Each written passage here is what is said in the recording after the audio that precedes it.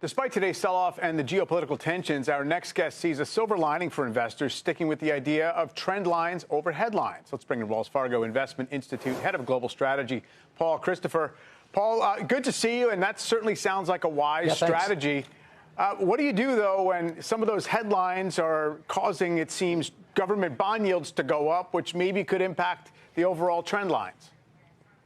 Yeah, we are concerned with the move in bond yields, but we think it's all of a piece. In other words, bond yields going up, the equity prices falling, the dollar falling. These are all responses, or let's call them reactions, to a couple of events that happened overnight that were unexpected. One in Japan in terms of the government budget deficit there and investors balking at that, and the other being the president's remarks about Greenland and tariffs. And, you know, we've seen this multiple times already in the last 12 months where the president comes out with an initial opening bid, maybe a max bid, and then he proceeds to negotiate it lower. And we think these yields will move back into line and stocks will have a chance to rebound here. We want to stay focused on the trends that we think are really going to be reliable and are already in place, again, for this year. As much as it does seem, Paul, we had, 3 days to stew over the implications of some of these Greenland tariff headlines and all the rest, and it's spilling into the market. You might want to fade that reactive move. On the other hand, I wouldn't say the markets are priced for perfection. I kind of hate that phrase, but we do have valuations pretty elevated. We had bond and stock volatility very low. You have equity exposures are already very high. So how much of this is perhaps kind of a needed gut check or a rethink to what we've been seeing for a few months here? Yeah, that's a good point. I mean, look, markets, especially the S&P 500, NASDAQ, had a nice end of December. Volatility has been very low. And these events sort of coming out of nowhere, a little bit like riding the bumper cars, are going to wrong foot some investors here early in the year. And it's just a reminder, I think a good reminder, a timely one, that you've got some trends like tax refunds, deregulation, the Fed cutting rates, and the Fed expanding its balance sheet again. These are going to be durable, reliable trends.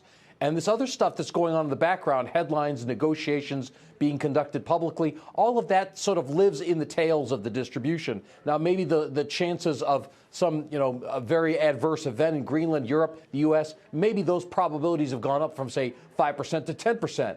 And maybe that caught some investors and wrong-footed them. But that doesn't mean that the bulk of the probability isn't still where we think it should be on those more durable trends.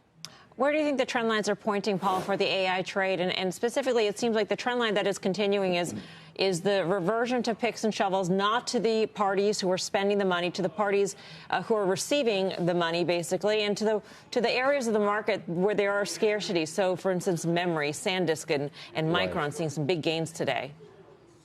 Yes, exactly. And that's a strategy we took early last year after the NASDAQ really started to take off, is to say, look, no one really knows ultimately what the adoption rates will be in AI. So you can't really say for sure what the earnings are going to be for some of these companies going forward. So when valuations get extended, $35 per $1 of future earnings, that's excessive. You should look for other ways to play the trend that aren't so expensive. For much of last year, that was utilities and industrials. Those are still favorites of ours. And right now, financials have slipped to the bottom of the sector deck, and we like those too going forward. So here's opportunities for investors to put some money to work.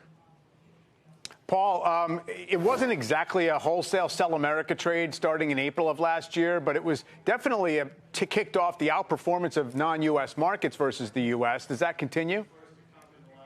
Well, we think that those markets have a good chance to continue to make gains. We don't think they beat the U.S.